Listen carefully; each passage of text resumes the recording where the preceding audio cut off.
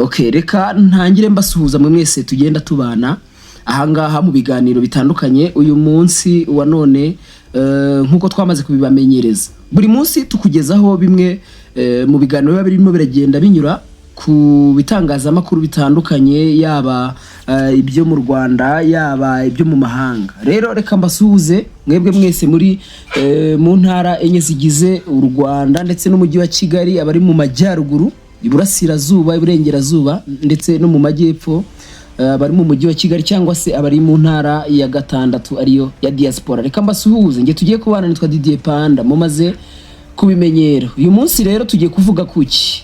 Uyu munsi abanyarwanda bari mu gihugu cy'Ubufaransa, ubwo ni umuryango w'abanyarwanda baba mu gihugu cy'Ubufaransa wamaze kwamaganira kure igitaramo cy'umuhanzi bita Maître Gims. Byagenze biti? Umuhanzi Maître Gims ninde? Benshi cyane mushobora kuba wenda mwumva indirimbo ze mutamuzi, ariko numwe mu bahanzi bakomeye cyane bakorera muziki mu gihugu cy'Ubufaransa. Uyu mugabo yakuririmbye indirimbo nyinshi cyane zitandukanye, harimo nk'izitwa Loco, Seya, izitwa Spider, izitwa Est-ce que tu m'aimes. Ni umuhanzi ukomeye cyane, urebye no ku rukuta rwe rwa YouTube wabibona numwe mu bahanzi bakomeye. Ntekereza ko nta muntu numwe udukurikiye utazi indirimbo bita Corazon. Uyu muhanzi yakoranye na Lil Wayne aho hari za 2018. Ni umuhanzi ukomeye cyane Maître Gims, akaba afite n'inkomoko muri Repubulika Iharanira Demokarasi ya Kongo. Uyu muhanzi kandi avukana na mugenzi we nawe w'icyamamare mu gihugu cy'Ubufaransa bita Daju. Aba bose murabazi mu zindi ndirimbo zabo. Aba bahanzi bombi bakaba bakomoka mu gihugu cya Kongo. Uyu muhanzi rero Maître Gims kinazwiho cyane, ni umuhanzi nta muntu n'umwe mu bankurikiye ushobora kukubwira ko azi imboni z'uyu muhanzi. Ni umuhanzi uhora yambaye fime ku maso, nicyo kinazwiho. Uyu muhanzi rero yamaze kwamaganwa n'umuryango w'abanyarwanda baba mu gihugu cy'Ubufaransa. Byagenze bite? Kubera iki uyu mugabo arimo aramaganwa? Dore uko bimeze rero, reka tubivimuzingo turebe bimeze biti. Maître Gims ni umuhanzi utoroshye na gato nko nabikubwiye. Ni umuhanzi wabonye izuba mu kwezi kwa gatanu, hari ku itariki 6 ni mu 1986. Amazina ye nyakuri ubusanzwe yitwa Gandhi Almasi Juna, akaba nk'izina rirakoresha mu buhanzi yitwa Maître Gims nkuko nabibabwiye. Koko akaba akomoka muri Repubulika Iharanira Demokarasi ya Kongo. Uyu muhanzi rero yakoze amahita, akora indirimbo nyinshi cyane zitandukanye, ariko uyu munsi wa none ihuriro ry'abanyarwanda baba mu gihugu cy'Ubufaransa bahise batera utwatsi igitaramo cye. Byagenze bite rero? Uyu muhanzi rero afite igitaramo tariki 7 Mata uyu mwaka, kandi murabizi neza twese abanyarwanda muri rusange ndetse n'amahanga tuba turimo turifatanya, turimo tuyibuka. Nibwo dutangira kwibuka jenoside yakorewe abatutsi mu 1994. Murabizi imiryango mpuzamahanga myinshi yifatanya n'u Rwanda mu kuzirikana abatutsi barenga miliyoni bishwe mu 1994, hakanafatwa ingamba zo gukumira ngo bitazongera kubaho ukundi. Iyi tariki rero ku bihugu bifite aho bihura n'u Rwanda birayizirikana cyane, ku buryo hari bitanga ubutumwa bwo kwifatanya n'abanyarwanda. Mu 2019 hasohotse iteka mu Bufaransa rigena ko itariki 7 Mata igihugu n'umujyi wa Paris bazajya bifatanya n'abanyarwanda muri rusange mu kunamira inzirakarengane zazize jenoside yakorewe abatutsi. Kwibuka byashyizwemo imbaraga mu Bufaransa ndetse mu mujyi wa Rouen mu ntara ya Normandie ku wa 13 Mata 2024 haje gufungurwa urwibutso rwa jenoside yakorewe abatutsi nk'imwe mu nzira yo gushyigikira ko jenoside yakorewe abatutsi mu 1994 itazongera ukundi. Gusa mu buryo butumvikana, umuhanzi Maître Gims ufite inkomoko muri Repubulika Iharanira Demokarasi ya Kongo yitwikiriye umutaka wo gufasha abana ngo bagizweho ingaruka n'intambara zo mu burasirazuba bw'iki gihugu cya Kongo, maze ategura igitaramo neza kuri itariki ya 7 Mata 2025. Ni igitaramo kigaragara ko gifite intego yo kurangaza abantu bari mu Bufaransa. Ubwo nawe urabyumva, no kugira ngo urumva kuba yarafashe igitaramo cyo ku itariki akagishyira ku itariki 7 ari nayo tariki abanyarwanda tuba twatangiye kunamira abatutsi bazize jenoside yakorewe abatutsi mu 1994. urumva yitwikiriye ko ngo muri Kongo ngo harimo haraba ngo intambara, avuga ko ngo ashaka kugira ngo kusanya inkunga yo gufasha abana ngo barimo baragerwaho ingaruka n'intambara irimo iraba mu burasirazuba bwa Kongo. Uyu mugabo rero yitwikiriye umutaka, bivugwa ko arimo arategura iki gitaramo kugira ngo apfobye jenoside yakorewe abatutsi mu 1994. bikavugwa ko rero bafite intego yo gukwirakwizamo imvugo zangisha abantu abatutsi, bitwaje ko ngo barimo baratabariza abana ngo bagizweho ingaruka n'intambara irimo irabera muri Repubulika Iharanira Demokarasi ya Kongo. Uyu mugabo rero biravugwa ko rero uyu mugabo ashyigikiwe n'ubutegetsi bwa Kongo kugira ngo ategure kino gitaramo nk'umuntu ufite influence nini cyangwa se ukurikirwa n'abantu benshi cyane muri kino gihugu cy'Ubufaransa ndetse n'abakongomani cyangwa se n'isi muri rusange. Muri iki gitaramo rero ngo hazaririmbamo n'abandi bahanzi batandukanye, harimo nk'uwitwa Yusufa, nawe wahisemo intero yo kuvuga nabi u Rwanda igihe cyose. Yusufa benshi baramuzi, nawe n'umwe mu bahanzi bakomeye muri Afurika.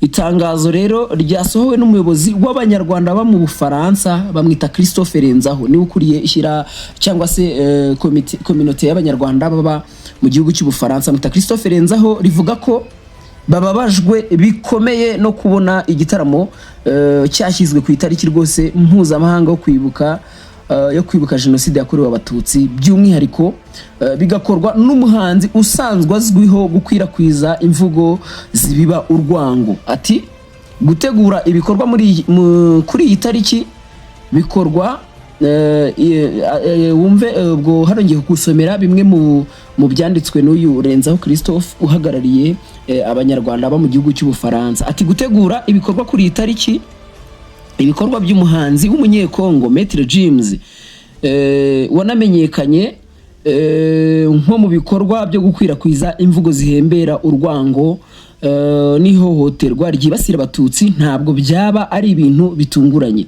Muri filime mbarankuru yakozwe na Netflix yareruye uyu mugabo nyine ubwo aravuga Maître James ngo yareruye aravuga ngo ntabwo urwango rw'abatutsi waruhagarikisha umutobe w'amacunga. Ibaze nawe umuhanzi nk'uyu nguyu kuvuga ibintu nk'ibi ngibi muri filime mbarankuru ica kuri Netflix. Uyu mugabo asoje aya magambo yakoze ikimenyetso cyo kurashisha imbunda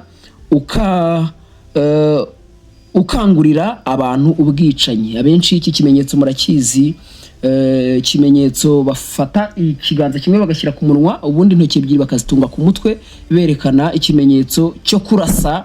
Renzaho rero yagaragarije meya w'umujyi wa Paris ko rwose bibaye ngombwa basubika iki gitaramo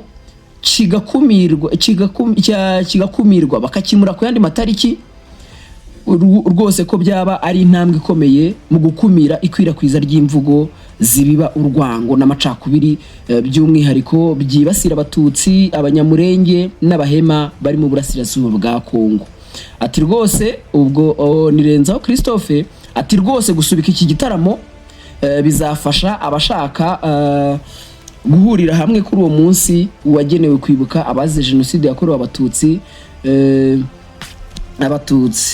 Rwose ibi bintu byaba bifashije muri rusange rwose n'abantu bose byaba bifashije kandi bikanerekana ko koko igihugu cy'Ubufaransa koko kidashyigikiye ibikorwa bibi nk'ibi ngibi by'abantu bakomeza guhembera urwango nk'urunguru. Kandi Maître James umwe mu bantu banafite influence nini.